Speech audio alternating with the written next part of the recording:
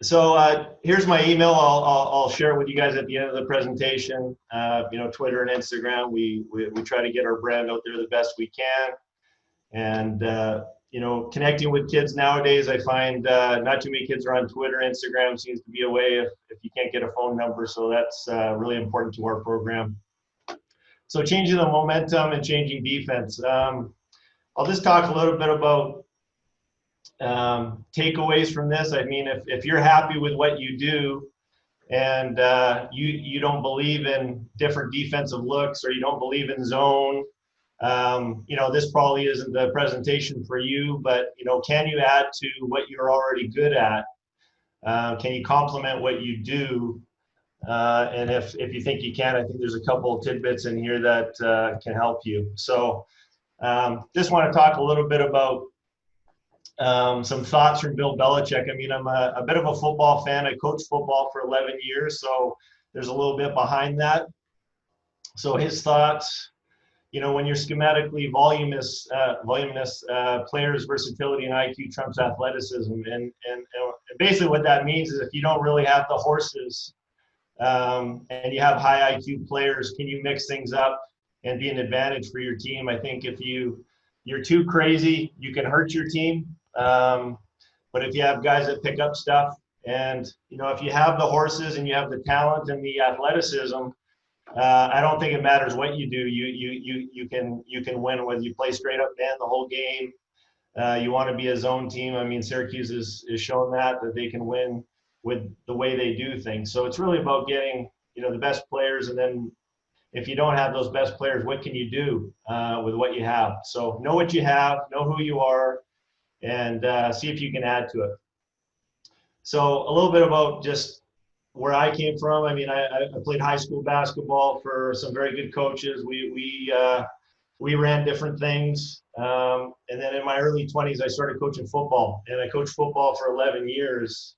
And what I learned from that 11 years is 7 of those years I was a defensive coordinator. And what I learned is just showing different looks and different packages on the defensive end. So you can't blitz all the time and not expect a good team or a good program not to figure that out and exploit that. But if you can, at times, show different looks or different pressures, it can really lead to a momentum change in the game.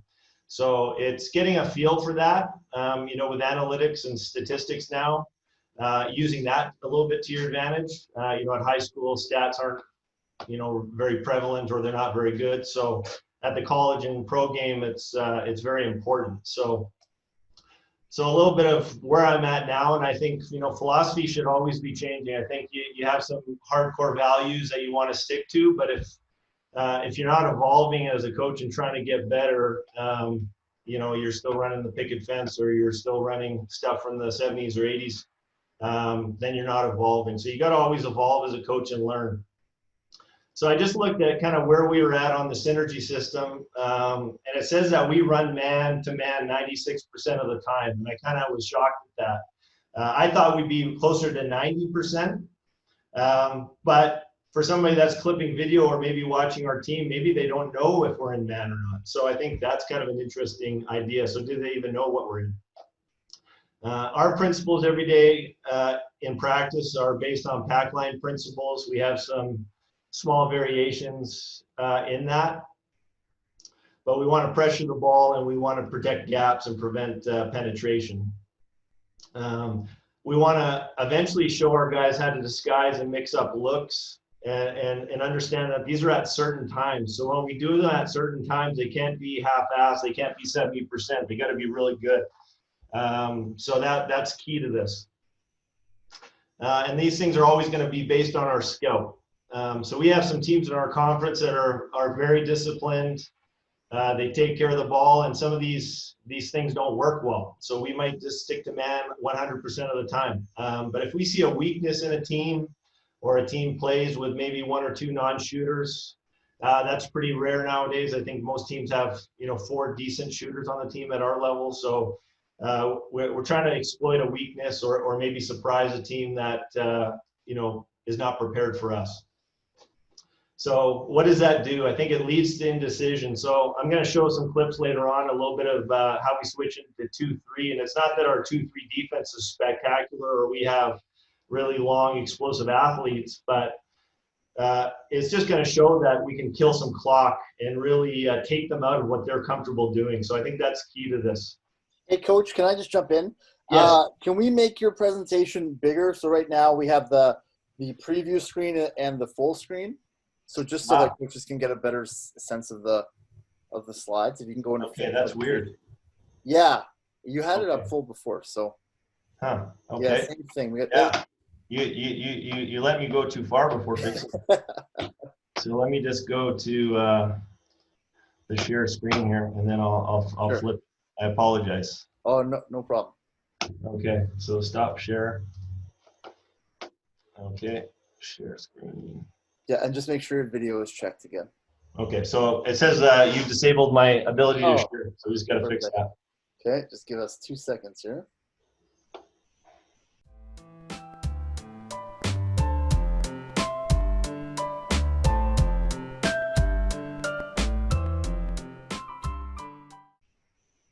Okay, give it a try.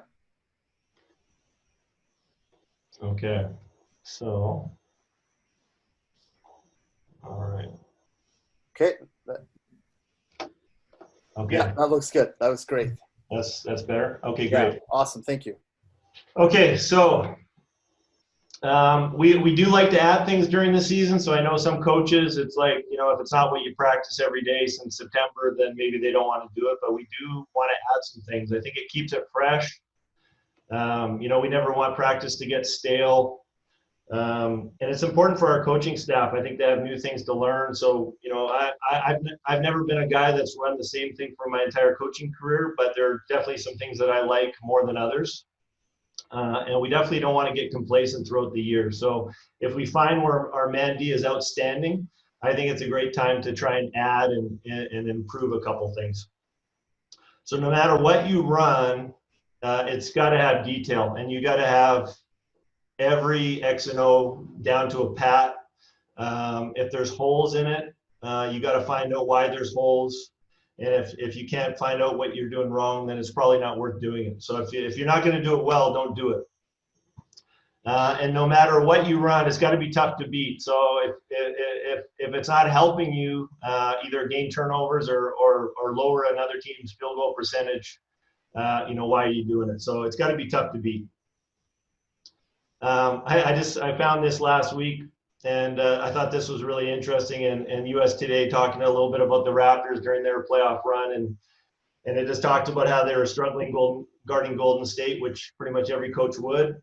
And so they just talked a little bit about how they threw a box and one in. And it's funny that they talk about it being an elementary or a high school tactic, but at the end of the day, it's you do what it takes to win. And he asked his team, because this is really important. If your team doesn't have buy-in or they hesitate in what you're trying to do, you haven't shown that it works. So you got to prove to your team that it's going to work. You got to prove to your team that it's important to them, and it's going to help them win and be successful. So it was kind of funny. It was Kyle Lowry just talking about, he was kind of the one that said, yeah, man, that'll work. Let's give it a try. So just a little bit of thought. So my overall thoughts on when we're preparing for another team, I think you got to make it tough on the point guard. When I first got to SFU, we were a struggling team. We played very conservatively, and I hired John Curcio, who's now with Steph Berry at Queens, and we were talking a little bit about philosophy before he showed up on campus, and he's like, I noticed you don't really put much pressure on the point guard. And I said, you're right, we don't. We kind of get back and settle into our defense in the half court, and it made me thought about how I coached in high school and how maybe my philosophy had changed and not for the better. So we kind of went back to what I loved to do in high school, and John was an outstanding tactician himself, and we went back to pressuring kind of in the three-quarter court, and we'll show a little bit of that. Second thing is we want teams to run their offense as high as possible, as close to the center line as we can, and the more they're out there using their own shot clock, the better it is. And even though, you know, some offenses really chart how many times the ball gets side to side, if you run a continuity, you know, they think field goal percentage goes up, but every stat I've seen is field goal percentage goes down as the clock gets down. So if we can get teams, you know, jacking a contested shot late in the shot clock and we can finish it with a rebound, we're pretty satisfied. So, you know, I listened to Joe Razzo's presentation, which was outstanding. And this is so important, is to give your team a defensive swagger and confidence. You got to know what other teams run. And the more that the 5 guys on the court know what other teams run, that's going to lead to a lack of confidence in the team that you're playing against. So if, you know, you can call out a team sets, if you can, you know, if you know, a team is huddling up and you walk by and you hear something, you know, any tad bit of information you can use against your opponent is super important to make sure they're not comfortable. And then the last thing, this is where I think I've improved a lot, is looking at stats and looking at what teams are good at, whether it's, are they a poor zone offensive team? Well, maybe they haven't played against a lot of zone teams. Are they good after timeouts? What are they good at? So we want to make sure we take away what other teams are really good at and make sure that they don't use those things against us. So that's pretty much it for philosophy. And then 5 things I hope some coaches, especially young coaches, can take away, are a couple of things. Change. So we have the ability to change defense at any spot on the court. So whether it's after a timeout, whether it's on the baseline, sideline, baseline. So it's kind of unique that way. Momentum. That's a crucial part of the game. And you know, I heard Dave Smart talk a little bit about, you know, sometimes it's hard when you're up. A lot of teams might disagree. It's pretty hard to be down against a team like Carleton, but you know, when you're up, you can be complacent sometimes, and when you're down and you have that you know, that will to get back in the game, sometimes you're playing really well. So momentum is a huge part of the game, and I think changing defenses sometimes can really add momentum. So knowing when, and this is kind of a feel, I think in high school, you know, I gambled a lot. Some years we had good athletes, some years we didn't. And, you know, that allowed me to grow and get a real good feel of, you know, when's a good time to blitz a team, when's a good time to switch into a zone, when's a good time not to. And a lot of times it was listening to my players. So if you can listen to your team and say, Coach, no, we want to stay in man here, then you listen to them, because, you know, that you want to give them confidence to succeed and execute. So preparation is obviously the key to any good team. So if you're going to switch D, or you're going to have multiple looks, and you're not good at them, or you don't practice them a lot, or you don't practice switching, you're never going to be good. So your confidence is always going to be in your preparation. We try to spend time every day switching. So I'll give you a quick example. We might put 12 seconds on the shot clock. We're down 2, and we're going to run a situational game where we're going to go 1-3-1 out of the sideline inbounds, defending it.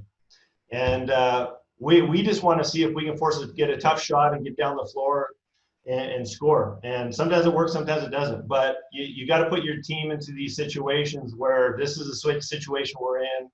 You know, can they compete out of it? And then the last thing is this kind of blitz mentality. So, you know, we don't trap a lot, and we don't need to, I don't think. But at times, there's going to be a time in a game, maybe you're down late, a team's going to run some clock on you, or you need a turnover. So if you don't practice it, you know, maybe when you're up 15 in a game, or you don't practice it when you're down 20, you're never going to be good at it. So you got to give your guys time to make mistakes. In the video I'm going to show you, mostly are the mistakes we make, and then this video is going to serve to probably as the best teacher for a lot of these guys, because, you know, they're not going to listen to you as much as you think on the court, but if you can show them the mistakes, that's crucial. So video is probably the greatest teaching tool we have as coaches. Doesn't matter if you're in high school, college, or at the pros. So knowing when to change. I mean, this comes with a little bit of experience, and it's a bit of a feel. So in basketball, we talk about stats and we talk about feel. So feel for me is knowing both. You have to have the knowledge going into the game of what your team needs, and then during the game, it's a feeling if your team is not executing defensively, or maybe you just got to switch it up. And just by switching, sometimes that can give you some momentum. So here's some ideas of when to change. Where is the ball? Backcourt, half court, sideline. And just for some coaches, slob for us means sidelines, out of bounds, and blob is baseline, out of bounds. So we'll use those abbreviations quite a bit. Scout, can you take your opponent out of rhythm? So the more you know what the other team runs, the better. Situational, did the other team call a timeout? So I do this quite a bit. I mean, if a team has a really high efficiency on sideline inbounds plays, why would we let them run that? And if it's against man coverage, why would we let them do what they would like to do? So that's really important to me. So I like to mess with coaches. I like to, and we don't do it all the time, but I mean, if a coach calls a timeout to run something, I'm going to try to blitz them or do something different to take them out of their rhythm. So it's crucial that your team understands the time, the score, and how much time's on the shot clock. If they don't know those things, they're not aware. And as coaches, we've done our players a disservice. You got to know those three things at all times. And then momentum. Does your team need a change to regain momentum or keep their edge in a game where maybe they're up? And then game plan, is your team prepared to switch? So you can't not practice switching defenses all week and then in a game just kind of throw it at your team. I think that's really tough to do. So in high school, if we saw a team that inbounded the ball very slow, we could switch defenses on the fly. And we just had a team, I think of our 2012 team at Terry Fox, we didn't have a ton of athletes, but we had a pretty high IQ team that communicated really well. So if we had one guy falling asleep, the other four guys would wake him up, and that's just through communication. So that's always going to be crucial in any defense, but when you're switching, communication, especially when you're playing in opponents' gyms and it's very loud, it's crucial. So here's a few looks that we use. I won't have time to get into a ton of detail on all of them, but if anybody wants to email me, we can talk a little bit about them. So this one I got from Coach Curcio, and this is a little bit of our three-quarter man defense. This is our base. We want to get on the point guard as early as possible and just take away his vision. That's basically our base man defense.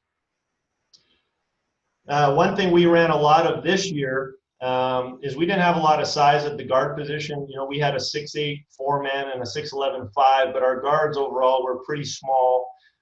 We didn't have a ton of length. So we use this a lot. And, the top team in our conference this year was a team called Seattle Pacific, and they had a lot of size at the guard. So they were kind of 6'3", 6'4", 6'7". And we just wanted to get out of their offensive rhythm. So we used the 1-2-2. And we actually went back and just matched up into man and tried to get them, for us, the 30-second shot clock, try to get it at about 20 when they're getting into offense. So that takes them out of flow a little bit. We weren't perfect at it, but that was just one way for us to switch momentum. 1-3-1, I guess coaches in BC that know me, I've run a lot of 1-3-1. I've ran 3 different kinds in my career. And I've actually learned another way to run the 1-3-1 working with Coach Curcio. So I like all these versions. This year we taught one, and we'll go into some detail a little bit later on that. 2-3, I've never been a huge 2-3 fan, but there's definitely times where it can be effective, especially if you have poor shooting teams or teams that don't get the ball inside out. Most college teams do a really good job because this is quite common. But if you switch a lot, especially 1 through 4, and you go a possession of 2-3, it can mask, especially if you're not a denial team and you play in the gap. So this is just another way, another idea to give teams another look. And then one thing I will always do, especially later in the season, is if teams think they're quite good in 2-3 and it's late in the shot clock, we'll go a 2-3 look early in the possession, and then we'll have a call where we'll switch into man mid-possession. And that's pretty high level, but it's something we also did in high school. So it's something you just got to practice. Don't limit your players saying it's too difficult. Find a way to do things and be good at them if you want to try it. Okay, for us, this skill of stunting and recovering is so crucial. It's crucial in 1-3-1. It's crucial in our half-court man. And we always want to take away driving gaps, and the guys in those gaps that are helping the on-ball defender, got to be active at all times. You know, our guards overall this year were not very athletic. They were not very long, but we were very good at this. And, you know, we led our region in steals for 3/4 of the season. And it's not because we're denying teams. A lot of it comes off stunting and getting deflections off guarding gaps. So this is just buy-in, and this is something we work on a ton every day. And then when we get into some of our zone coverages, it just carries over. So this is really important for us in everything we do defensively.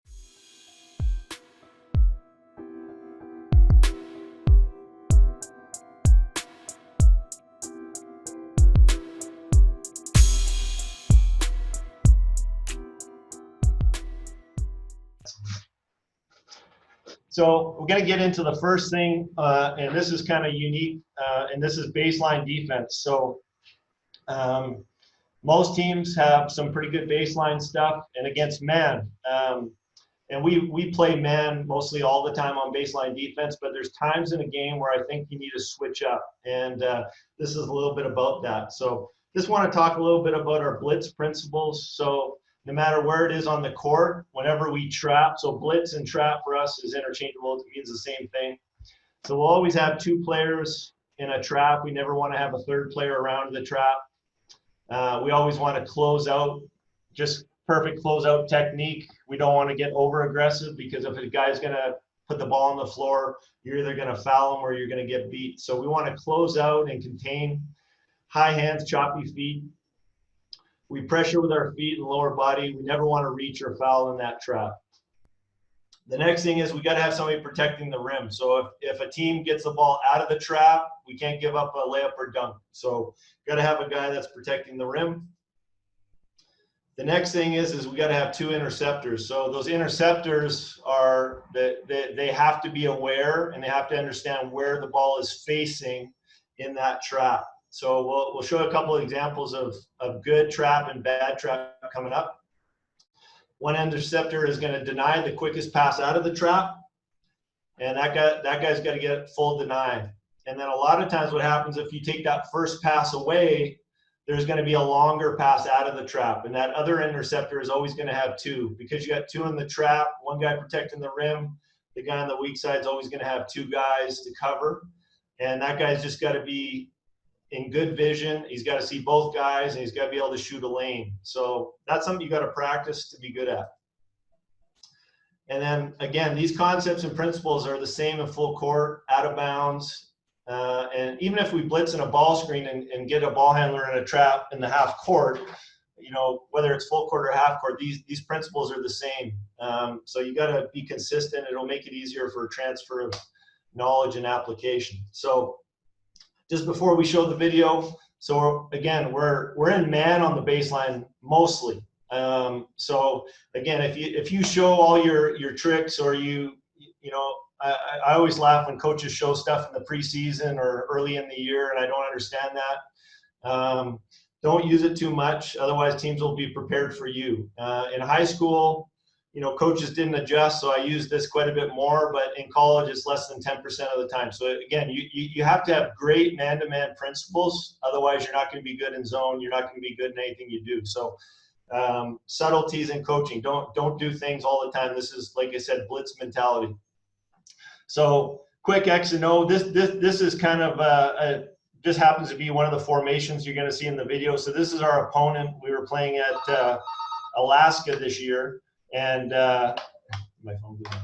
And this is their formation. So we understood the formation. They ran probably 4 different things out of this formation. And we had a pretty good feeling we could get the ball funneled to an area of the court where we could get a trap. So again, this is not something we ran a lot.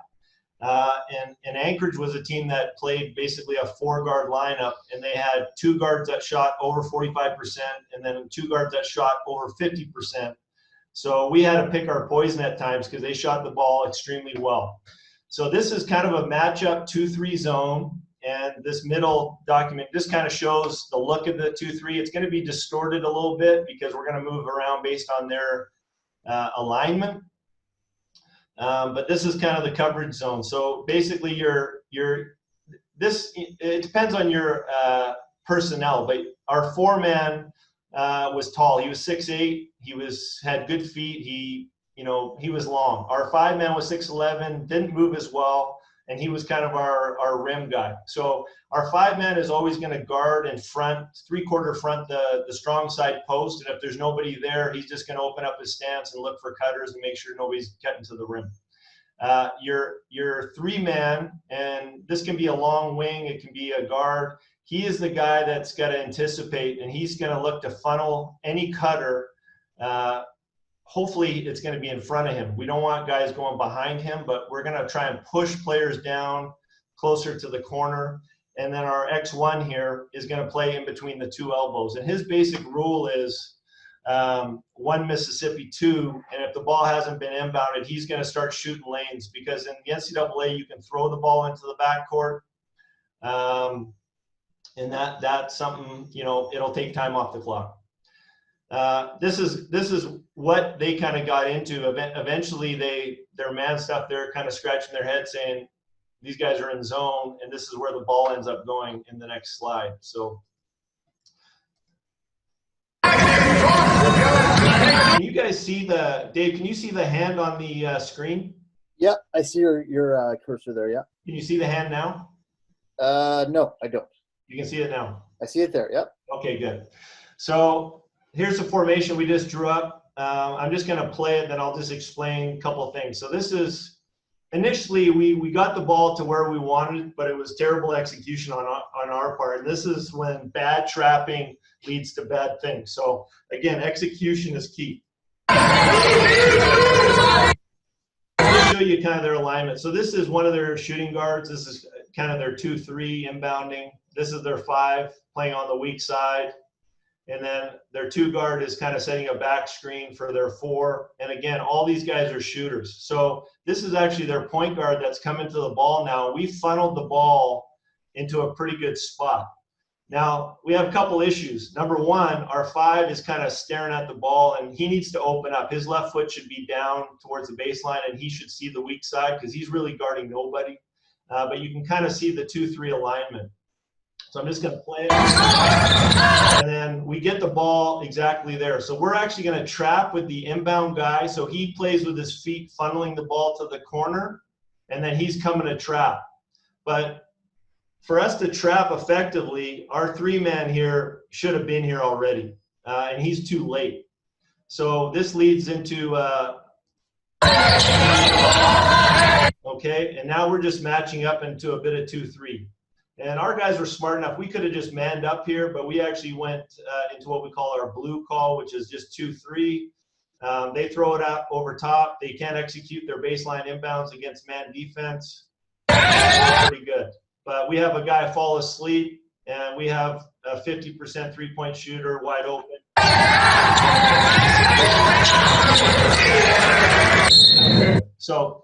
So here's a similar situation. We're playing a team from Colorado that is a Princeton offense team. This is Coach Hironaka, who's a bit of a legend in Washington State, and they're an outstanding Princeton team, and they run their stuff extremely well. So this is in the second half. We haven't shown this all game, and very similar. They get out of their stuff, and they have a guard that comes rushing to take the ball. Here you'll see a really effective trap. So we get into him. He's got the baseline and the sideline he's got to worry about. Our point guard is denied the strong side pass right away. Our 5 is kind of have the inbounder, and he's also got their 6'11" kid on the weak side. So we kind of have the rim protecting that on that side. And then Othniel, who is kind of our 2 guard on this, he is kind of playing 2 here, but really he's worried about this long pass over top. So we get this guy in trouble. We love to see this kind of look where a guy's, he's leaning back, and he's in trouble here. So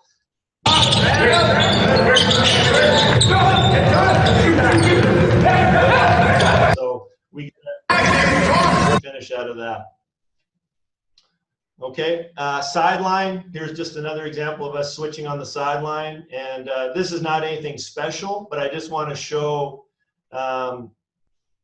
what we've done here. So in this clip, there's 14 seconds left in the shot clock. So we forced a deflection out of bounds 14 seconds on the shot clock, and we just went from man defense, and now we're just going to switch into zone. And it's not that our zone defense is outstanding, but what you see is a lot of indecision here. This is a freshman point guard that's an outstanding athlete, and he's having trouble deciphering what to do here. He's just building his own clock. Now, that 14 seconds, if you look at the shot clock, is down to 7, and they haven't even got into zone offense. So now they're out of what they want to do, and we've kind of accomplished that, except for we got to play better defense. First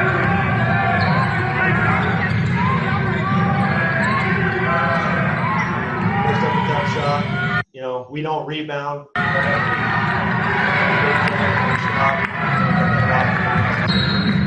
Okay, here's a similar clip. Now they get organized a little quicker.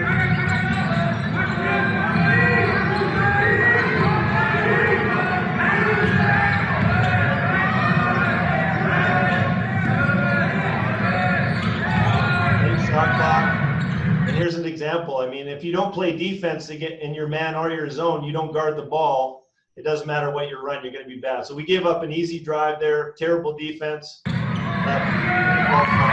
So I know a lot of times we show clips of perfect execution, but I mean at the end of the day, you got to execute. You still got to play defense. Here's an example of us getting into our 1-3-1 out of the sideline inbound. So freshman campaign. This one was actually last year, and again we were in man defense. It was about 20 seconds on the shot clock. And now we're just making it tough to inbound and just giving this team a lot of look. And this is where stunting, taking away passing angles are really span away Washington, averaging over 7 points a game in that 6th man role. Out of the timeout, Falcons with it. Again, up by 7, 4:40 left first half. Moffitt tied up on the wing. It's swung across before he grabs it. At this point now, if the ball is allowed to the wing in our zone, we actually kind of flow into a 2-3. So now we've called blue, and now we're kind of in a 2-3. The shot clock was at 21. I think it's at about 5 again, top now. of the key. Moffitt going to work against Spence. Tries to bob and weave his way into the lane.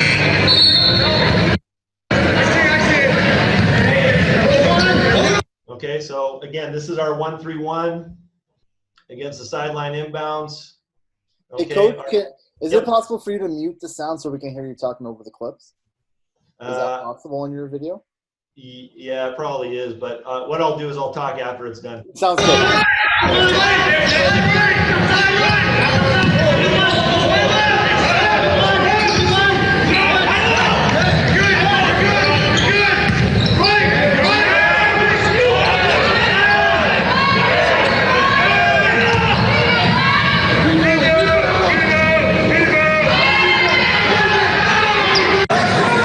So, it's not that the execution was perfect, but really what happened there is just they milked a lot of clock trying to figure out what we were in. And we forced up a tough shot from one of their weaker players, and that was really what we wanted to create. So this is at Central Washington last year. We had gone 1-3-1, 2-3. We had messed around. This team was very athletic. A tough team for us to match up man-to-man, but we played, again, 95% man, and then on this possession, we just happened to go into blue, which is our 2-3.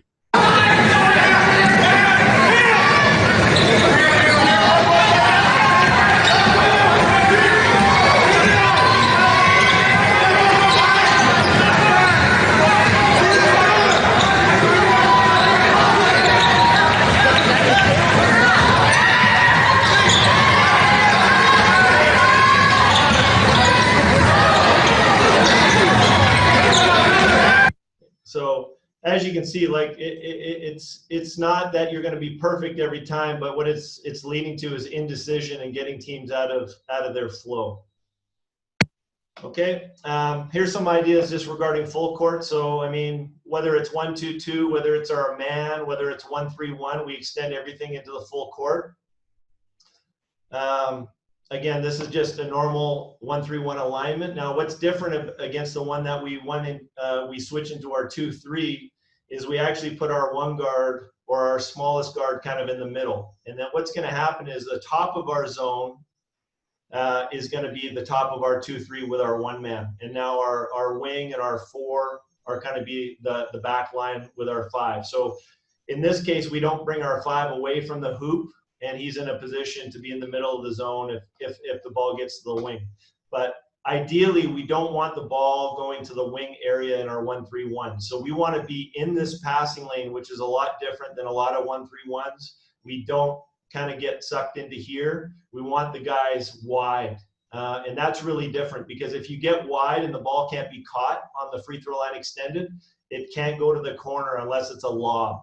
So we're trying to dictate what kind of passes teams can do against us, and the only 2 passes we allow are bounce passes and high arcing skip passes that allow a lot of time for us to recover and get to spots on the court. Okay, so we kind of funnel the ball with 3 guys. This is kind of what the one guard would be looking at if we're in full court and now he's coming down. He's seeing 3 guys. So anytime the ball comes at you with penetration, we're all stunting at him, and it's quite an intimidating look for the point guard. You know, most people have had success against 1-3-1, but I just don't think teams are active enough and they're not aggressive enough. So 2 rules: we don't want to have more than one guy on the ball. So if we do pressure the ball, we don't want to have 2, because that's going to create a hole somewhere else. And if one guy's on, one guy's off. If one guy's stunting, one guy's getting back. So there's a lot of details there. I can send some people some more detailed notes if they want to see that. So here's some stuff in the full court.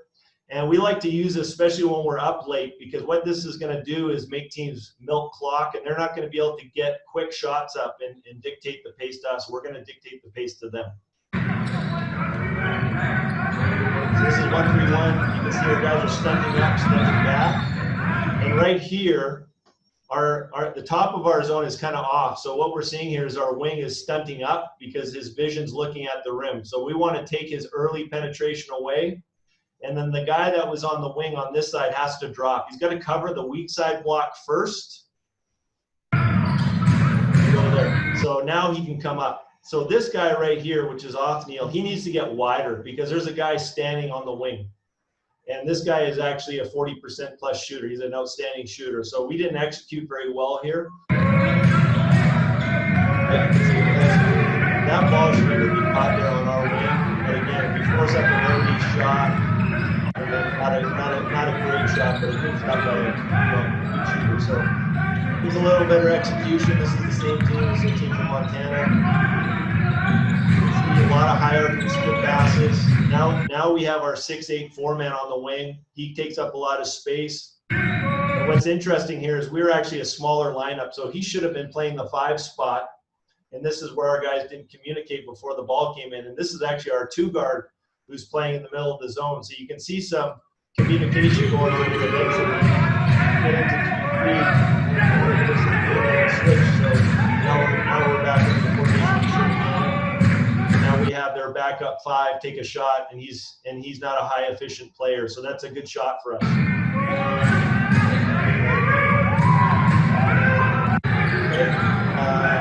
This is playing the top team in our conference this year, which was Western Washington, and they have a ton of size. So this is their 3-man. He's about 6'8". Their shooting guard is 6'7", Trevor Jasinski, who is a NCAA Division II All-American. They have a 7-footer playing at center. So, you know, I prefer to have 6'7" wings, but we don't have those guys every year. So right now we are actually really small. We're kind of 6'1", 6 foot, 6'2" here. So we're tiny, but we're trying to play as big as we can. Using our hands, using our feet. This is an example here where we have 2 guys on the ball. We don't want that. 42 here should be backed up into this passing lane because we have the wing pressuring the ball. So this is what we don't want, and now the ball gets into the middle. We have pretty good active hands. Not any decision. We ran that pretty late against Western Washington. We had a close lead at home, and we got a turnover there, so that was good for us. This is playing Western Washington this year, and we played some 1-3-1, and then this is just going back into man.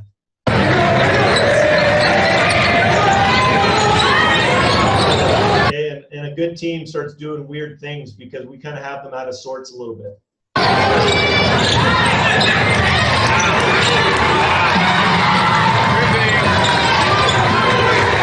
Okay, and here's where communication really failed for us here. We have our 5 here knows that we're in zone, and he's yelling at all our guys. So we have 2 guys completely asleep that weren't listening in our timeout.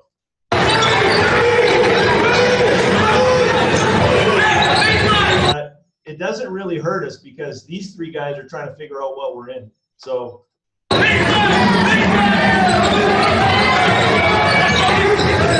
okay, but this is where we get screwed up here. We have one guy open shot. So again, this comes down to execution and ability for all 5 guys on the court knowing what they want. And before I take some questions, at the end of the day, it doesn't matter what you run if you can't finish plays. You got to rebound. So if you're going to practice playing multiple defenses, you have to be comfortable where those rebounds are going to be and where guys have to be to cover those long rebounds a lot of the time. So rebounding is crucial. And you got to rebound in all your coverages. So if you run a sideline inbound defense, you got to be able to rebound out of it, and you got to finish plays. At the end of the day, finishing, you can play 28 seconds of great man defense, or in the FIBA case, you can play 22 seconds of great defense, force up a tough shot, and then you give up an offensive rebound. So you got to finish plays, and that's crucial to any defense you run. So, Dave, how are we doing for time? Doing good for time. If you want to go with more, we got some questions for you. Yeah. I'll just leave this up, and then I'll take some questions. Okay, that sounds good. Yeah, if anyone wants to get a hold of you, they can get a hold of you there. So, first question I have is just, so you showed how you switch on baseline and sideline out of bounds. Is that your call? Is that how are you signaling that call? Is it hand signal? How are you getting that call in? Yeah, that's a great question. We have hand signals, and a lot of times it's just communicating whoever the top guy is going to be. So a lot of time it's just a call. So we'll yell out blue or yellow. We'll have hand signals. We have a thumbs up. We have a fist. We have a double fist, and coaches can make up wherever they want. In the second half, where after you score, after the ball goes out on the baseline, your defense is usually facing you. So a lot of times that's a great time to have hand signals because teams are going to, eventually if they're scouting the way they should, they're gonna figure out maybe what your calls are. Teams in our conference, as soon as we call out a set, they're echoing it out and they have us scouted pretty quick. So you have to come up with some ways. We call things Arizona. We'll call it Wildcat. We'll give it a color. But I'm not going to give away all our secrets. But you got to come up with some ways to get that calling. Yeah, those questions could come from your opponents online. You never know who's asking. 100%. I'm expecting it. Yeah. You were saying that you're not as big a fan as the 2-3 zone as perhaps maybe you are to the 1-3-1 or something different. Why is that? Yeah, it's just not something I've traditionally loved to run. I think again a lot maybe years past, a team would have a 4 and a 5 man that don't shoot the ball, and now we just don't see that now. So it's maybe just something I haven't been very good at. I mean, 2 years ago I was able to see Coach Boeheim down in Vegas and saw him teach it, and I was like, wow, that's outstanding. But I mean, if you have a 6'7" or 6'8" guy on one wing, and then you have a 6'1" guy on the other wing, it's a little tougher to run. So I mean, I think length is really important. But there's no doubt you can be tough in a 2-3 if that's what you practice and want to get really good at. It's just not something I'm particularly great at. What do you focus on for rebounding in your 1-3-1? How do you balance that out with rebounds? Yeah, it really goes down to our principles. So any long shot, if you're not an interior rebound, we just hit bodies and go. You got to get to the rim. In the 1-3-1, it seems like a lot of shots are coming from either high above the 45 or they're coming from the corner. So weak side rebounding, really wedging guys out. So we talk about interior rebounding. So if you're an interior guy, we want to drive guys out. You got to create space. We can't have a guy sitting on your back and pushing you underneath the rim. So those are things we work on every day in our man. One thing we do to make it challenging in our 1-3-1, because it can be very good against our own team, is adding a sixth player. So we'll usually practice against 6 guys when we get pretty good at the zone, and just have an extra guy going on the boards unaccounted for. And that just gets us hungry and making sure we get 4 or 5 guys attacking the glass defensively. Good question here. You said that coverage you use only 10% of the time. How much time do you spend practicing and working on something that you only use 10% of the time? Yeah, that's a great question. I mean, I think for high school coaches, I think you might need to spend a lot more time, but because a lot of our principles defensively carry over, guys pick up at our level. I think they pick up things pretty good, but how good do you want to be at it? So, I mean, if we think we're going to run it, maybe let's say 10 possessions in a game coming up, we'll spend quite a bit more time on it. And we scrimmage a lot. We run a lot of 4-minute scrimmages. So at the NCAA level, we have a media timeout every 4 minutes. And if guys can't go hard for 4 minutes, then they can't really play. So we'll run a full 4-minute scrimmage of playing in the 1-3-1. And I think we'll practice it more than we'll actually play in it, just so we're prepared. But by that point, we're hoping our man defense is pretty tough. So we just spend a little more time on those extras defensively. I saw you had a 2-3 to a man combo defense. I don't want you to give away your secrets, but what are some of the things you're looking to switch on that? Is it clock? Is it number of passes? Is it action? What's making the switch in that? Yeah, I mean, we're here to share secrets. So I mean, on that, I think it's I think we look at zone a couple ways. Do teams have 1 or 2 interior players? How many guys are on the perimeter? If it's a 4-out, a lot of teams are running kind of a ball screen offense against zone. So if it's kind of a 4-out, 1-in type thing, it's very easy to match up in 2-3, and teams don't know if it's man or zone. So switching in and just matching up to the next closest player is pretty simple. If it's 2 interior and you decide to do that, that might be tougher, because then you might end up with a smaller guard on a big. So that, again, it comes down to preparation and scout focus. With synergy, it's so good because we can see everything a team runs against zone, or at least a lot of what they do. So again, it comes down to your preparation, giving your players a good idea of what they're going to see in the game. And then, that leads to a lot of confidence when it comes to executing. How aggressive is your 1-2-2? Is it more to contain and slow down, or is it sometimes get aggressive and go after the ball? Yeah, it's kind of a feel. I think when our guys get really good at it, we let them trap on their own. So I wonder if I can actually find a clip. But yeah, so in our 1-2-2, again, a lot of it is trying to, if a team can really flow into their offense, Coach Martin, I think at Champlain was talking about his pistol offense, and it was outstanding what he was talking about. And he was talking about playing with speed. So, I mean, if their offense was so good at getting into their offense with speed, that's a great time to try and slow that down. So a 1-2-2 early would maybe take a team like that out of rhythm a little bit early, because they couldn't get into maybe what they want to run in that first, second, third play of the game. So if you can kind of get into their head, I think it's always at an advantage. But in the 1-2-2, it's kind of a 3-quarter court. And if the ball is kind of slow around that center line and we can kind of cinch up a player, we'll go trap it. And then when we know, we just call it go, and that lets everybody know on the court that they're going. And usually the 2 players that are trapping are going to call go. So when they hear that go call, we look to get 2 interceptors, and we make sure we have a rim protector. And it actually flows quite well. How do you play your different defenses when it comes to personnel? Are there certain players you're going to bring off the bench to run certain actions? Do you try to get units good at it? How do you work with that? Yeah, I mean, that's a great question. I mean, I think we all have players that we trust and maybe don't trust in certain situations. But I think that's the art of coaching. I mean, you have to. I think the more players can play in different spots, the more versatile you're going to be. So, going back to my football experience, I mean, if you have a strong safety that can play corner and they can switch and give different looks pre-snap, it's very similar to that in basketball. So, I showed a mistake there when we were in our 2-3 and we had our 2 guard in the middle of our zone, but they adapted to that. It wasn't me screaming, "Hey, you're in the wrong spot."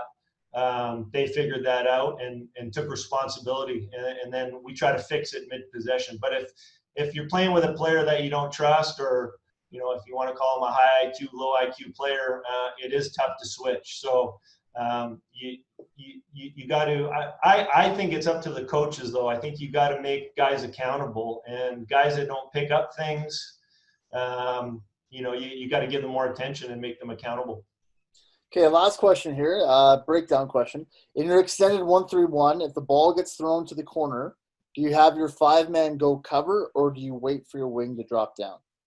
Yeah, so that would be, our wing would go right away. So again, in our 1-3-1, if the ball gets free throw line or lower, we've done something wrong. So a lot of teams won't throw it to that corner. If they do, our wing is going down right away. So previous 1-3-1s I've run before, where we've actually had the 5 in the middle of the funnel and the bottom guy was usually our point guard or one of our guards, that player would be coming out. But I'm not a big fan of our 5 covering the corner. That's why I don't really love 1-2-2 in the half court. I don't like forwards covering, athletic guards in the corner. That's why I've never loved it. And that's why switching into man out of the 1-2-2, I've really loved. But if that ball goes over top, we're saying it's going to be a high arcing pass, and that guy on the catch of the ball should have already arrived. So that's something we work on a lot. Nice. Well, that'll about do it for our time, Coach. That was some really awesome stuff. I think there's some great stuff for coaches to think about. And again, if they're not going to change their own, at least challenge their own ideas and try to think about what they do. So, Coach, I'm going to let you have final word, and then I'll come back and wrap this up. Yeah, thanks so much, Dave, and thanks to Chris and all the coaches that have been involved. I mean, this is a great time for me to keep growing as a coach, and it's really neat, especially see the coaches on the East Coast and Ontario and Quebec that I don't get a chance to see very often. But great learning from you guys, representing the Grizz here. Hope things get back to normal as quickly as possible, and we can keep doing what we love.